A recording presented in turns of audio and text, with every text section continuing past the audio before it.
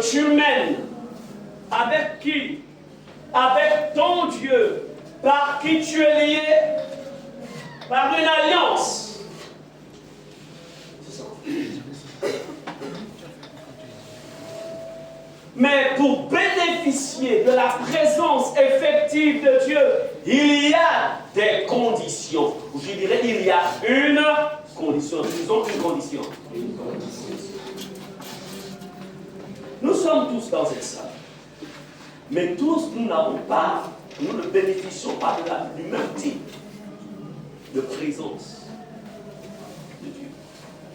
Quand bien même le plan parfait de Dieu, c'est que tout ce temps que nous sommes petits et grands, c'est que nous expérimentions cette présence effective sur le plan, c'est le désir de Dieu. Mais on n'a pas forcément tous la même présence. On n'expérimente pas tous la même présence. La présence de Dieu n'est pas faite seulement pour les temps d'adoration à l'église. Non. Non. Jésus s'adressant à Moïse, plutôt parlant de Moïse, il considérait Moïse comme son ami. Amen. Amen. Disons même, je parle avec lui face à face. Wow. Il dit, il n'y a personne. Mais avec Moïse, il dit de Moïse, je parle avec lui face à face. Waouh! Comment ça? Il dit qu'il parle avec Moïse face à face. Comment ça? Laissez-moi vous lire qu'il y avait le tabernacle qui était construit dans le désert. Et ce tabernacle, nous avons pour souverain sacrificateur Aaron, qui est entré dans le tabernacle une fois l'an, dans le Saint-Saint, vous pourrez dire. Ce tabernacle était réparti en trois parties. Il y avait les parvis, il y avait le lieu saint, il y avait le lieu très saint. Et il n'y a que Aaron qui devait rentrer en fait dans le Saint des Saints en tant que souverain sacrificateur. Et Dieu les convoque parce qu'en vérité, bon, Myriam, l'une des grandes, la grande sœur de Moïse, avait posé un acte qu'il ne fallait pas poser et Dieu les convoque tous. Et il dit, lui, je parle avec lui face à face. Oh, mais Aaron qui rentre dans le presse, comment ça se passe? Aaron, en fait, c'est dans le lieu très saint qu'il y avait en fait l'arche de l'alliance. Bon, donc, quand Aaron faisait le service dans le lieu très saint, donc ça veut dire que avec Aaron, Dieu ne parlait pas avec lui face à face. Comprenez cela? On peut être enfant de Dieu. On peut même servir Dieu, mais ne pas expérimenter la présence effective de Dieu. Amen. On peut bien chanter, avoir même des voix, mais ne pas expérimenter la présence de Dieu. On peut bien prêcher, mais ne pas expérimenter la présence de Dieu. Yes. On m'a envoyé une vidéo de quelqu'un qui prêchait la sainteté et la pureté, mais lui-même était dans le péché. Je me suis dit, Seigneur, comment ça? Comment est-ce possible? Comment peut-on prêcher? On le met ici. On le met ici. Viens ici, pasteur. Viens t'asseoir ici. Comment on peut prêcher la pureté, la sainteté et ne pas vivre ce qu'on prêche? La différence, c'est la présence de Dieu. On peut bien prêcher la Bible parce qu'on est diplômé, enfin on a peut-être un doctorat en théologie. viens prêcher la Bible. Je dis souvent aux étudiants que ce qui fera la force de votre message, ce n'est pas ce qui sort de votre bouche, c'est ce que votre vie reflète. C'est ce que votre vie reflète. C'est ce que la vie reflète. Le message, c'est la vie qui est reflétée. Ce n'est pas ce qui sort de la bouche. Église, chrétienne. La présence de Dieu, la présence effective de Dieu, la présence effective de Dieu, la présence effective de Dieu, la présence effective de Dieu. Il faut la rechercher, il faut la rechercher, rechercher sa présence. Tout est dans sa présence, tout est dans sa présence, tout est dans sa présence. La présence effective de Dieu, elle est importante. La présence, la présence, la présence, la présence, elle est importante. La présence, aujourd'hui, il y en a peu qui recherchent la présence de Dieu. Écoutez, je peux vous dire une chose. La présence, tout est dans la présence de Dieu. Tout est dans la présence de Dieu. Tout est dans la présence de Dieu. Est-ce qu'on est ensemble?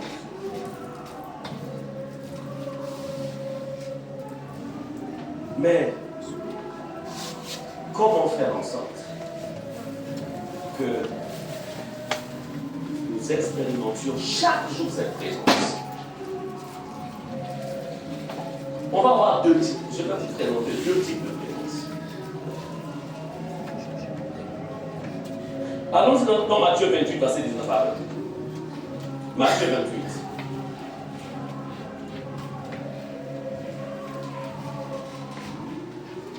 L'ancienne colonisation. 19 à 20. Je lis la parole de Dieu.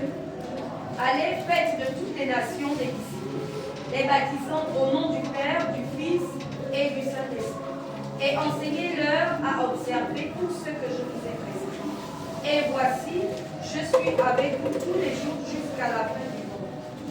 Amen. Amen. Écoutez, ici, c'est Jésus. Il est dans ses dernières heures sur la terre. Il vient de passer 3 ans de ministère. Il doit repartir. Et il est en train donc de donner les dernières orientations à ses disciples. Et il leur confie un travail. Il leur dit, allez, faites de toutes les nations des disciples. Comme vous dire, de la même manière que je vous ai sauvés, de la même manière que je vous ai formés, de la même manière que je vous ai partagé les secrets du royaume, vous aussi, reproduisez ce que j'ai fait en vous, reproduisez-le dans la vie d'autres personnes.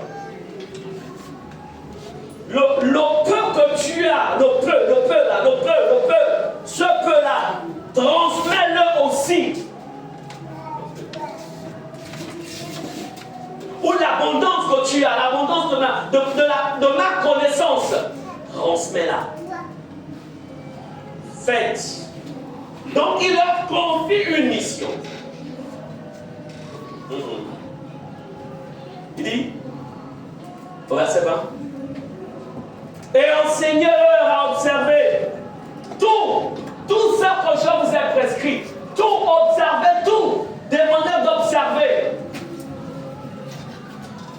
Vous-même, soyez d'abord des observateurs. Ensuite, emmenez les gens à observer. Amen. Amenez-leur à observer tout ce que je vous ai prescrit. Amenez-leur à observer. Tout ce que je vous ai prescrit. Toi-même, Dieu te dit,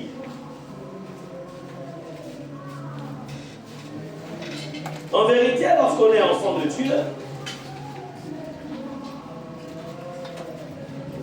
nous avons une grande mission. C'est celle de transmettre. transmettre le message, transmettre la parole. La présence de Dieu, comme on va la voir, la présence de Dieu est liée à un ensemble de conditions.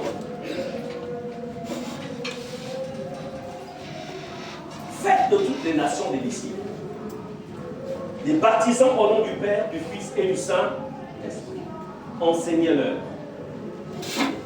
Mais regardez la dernière partie du verset 20. Et voici, je suis avec vous tous les jours jusqu'à la fin du monde.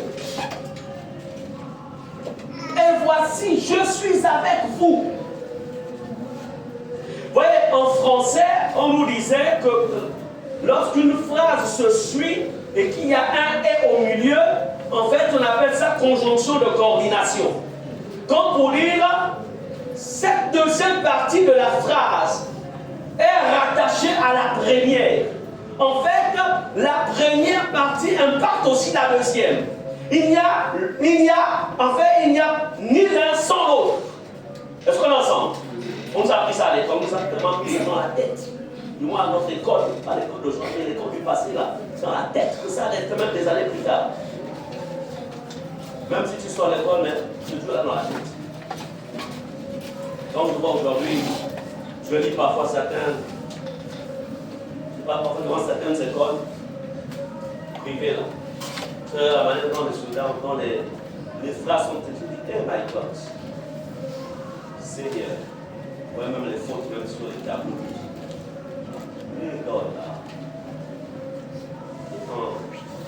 Mais avec l'IA, on ne sait pas ce qui s'est passé. Avec l'IA,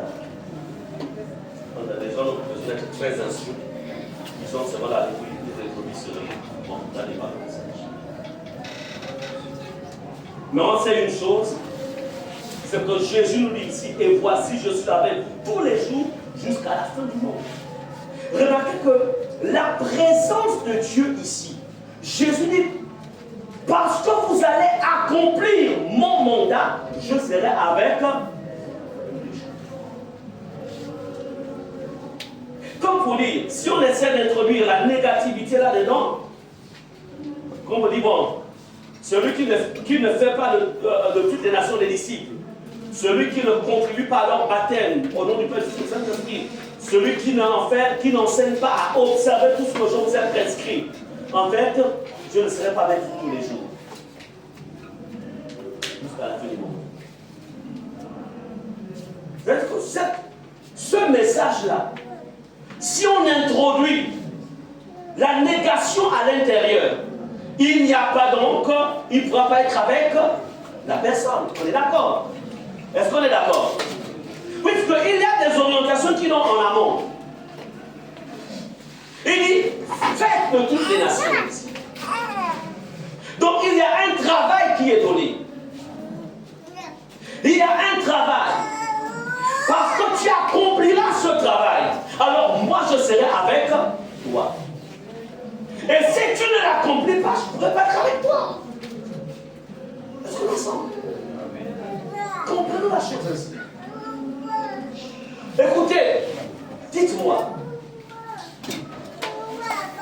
Dieu ne peut pas séjourner dans la maison de quelqu'un, dans la vie de quelqu'un, juste pour se reposer. La personne passe son temps à dormir. La personne est occupée dans ses propres affaires. La personne ne pense pas aux choses du royaume. La personne, en fait, est concentrée sur les choses de la terre. Attends, Jésus va-t-il passer le temps à t'observer la manière dont tu gères tu gères ta vie sans aucun souci du royaume de Dieu? Non. Non. Jésus,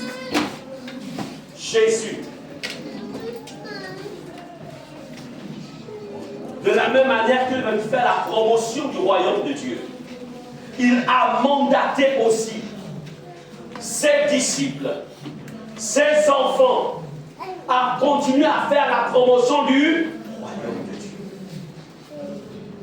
Là où il n'y a pas souci, là où il n'y a pas en fait fardeau, des choses du royaume, Dieu ne va pas en fait sa présence ne sera pas effective dans ta vie.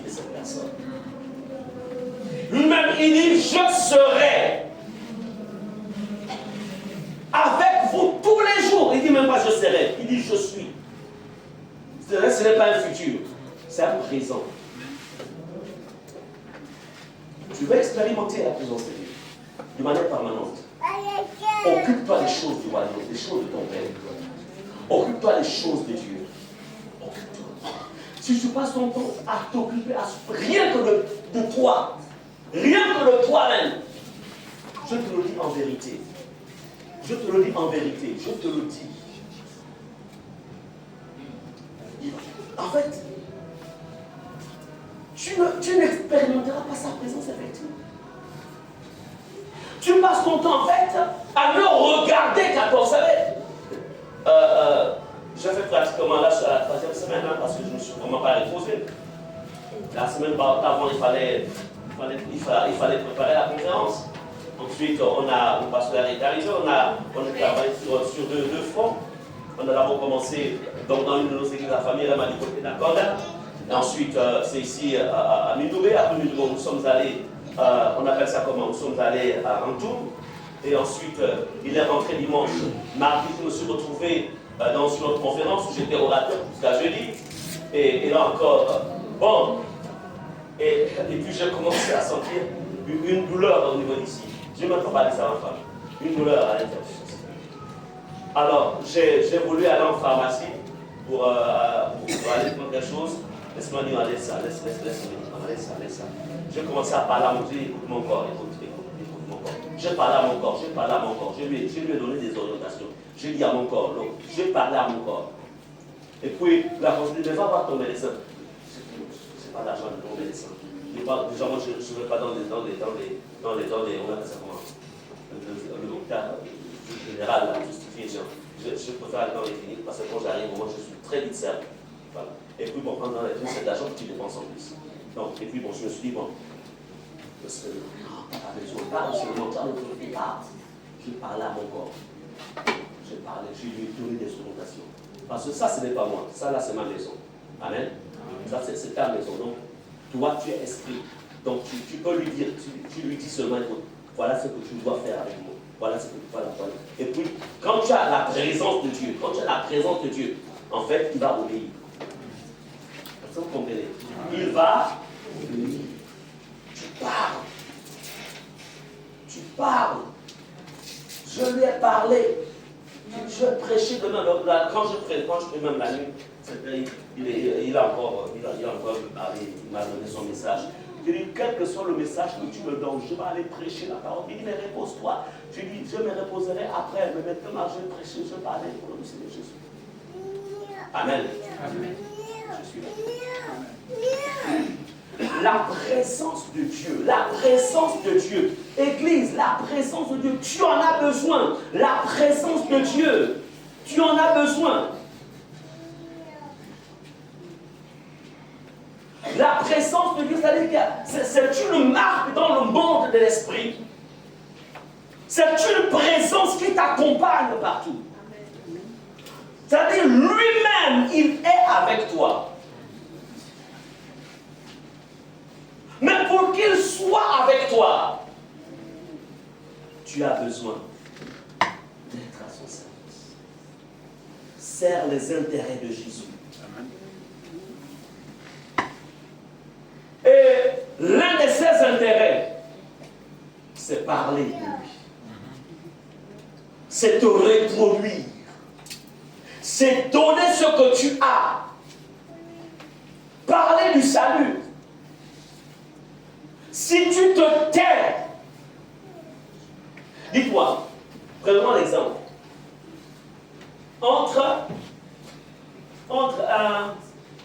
Dans les corps d'armée par exemple,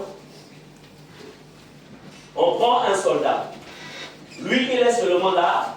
Son rôle, il est dans le milieu administratif. C'est un militaire, mais il est dans l'administration. Et il y a d'autres qui, eux, ont pour responsabilité sécuriser les frontières. Lesquels des deux ont besoin d'une arme? Sécuriser les frontières.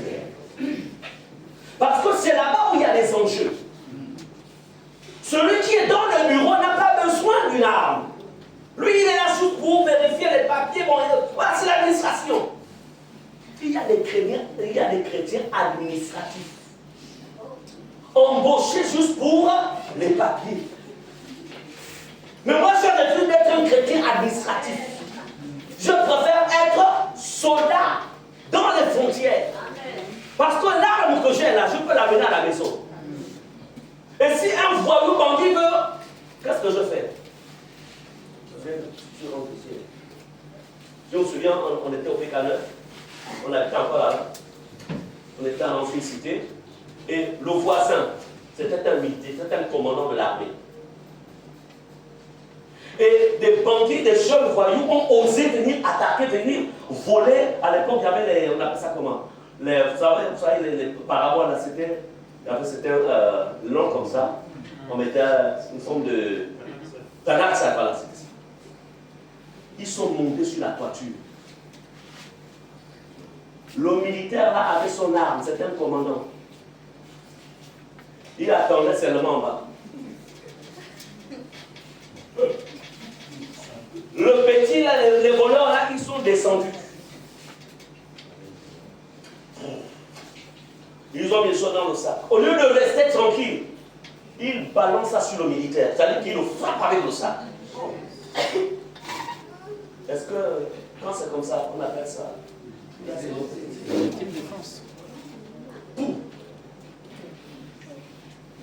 Quand il est par le voleur, il a comme ça. Et après les enquêtes, donc, ils vont au compte d'Akébé. Donc, il parle du compte d'Akébé, venir voler dans les PK. Et dans une cité. Vous comprenez? Amen. Amen. Mais si c'était, s'il avait que le sifflet, il a souris. Le voleur va conduire à. Ensemble. Il y a des chrétiens qui n'ont que le sifflet. Mais il y a des situations où le sifflet ne peut pas arrêter la personne. La présence de Dieu fait en sorte. En fait, tu as une arme divine à ta disposition. Dieu lui-même est une arme. Mais le problème, c'est qu'il y a beaucoup de chrétiens qui ne savent pas que la présence de Dieu est conditionnée par le type d'activité que tu mènes dans sa maison. Dites-moi, moi je chasse les démons. Vous pensez que ce sont des petits anges qui sont avec moi? Vous pensez que ce sont des petits anges? Hein? Quand tu mènes des combats, ce sont des petits anges. Non, ce ne sont pas des petits anges. Moi, je connais des personnes qui ont osé chasser de moi, après ils ont eu la fièvre. Dès qu'il a fini la lui-même, pas lui. Pourquoi? Parce qu'il est rentré dans un champ qui est réservé aux personnes qui ont les anges les plus gradés du ciel. Vous comprenez cela? La question que tu vas te poser, quand tu dis j'ai besoin de ta présence, tu veux faire quoi avec sa présence? C'est la question. Oh Dieu, your presence, oh j'ai besoin de ta présence dans ma vie. Je veux t'adorer de tout mon cœur. Ok, maintenant tu veux faire quoi avec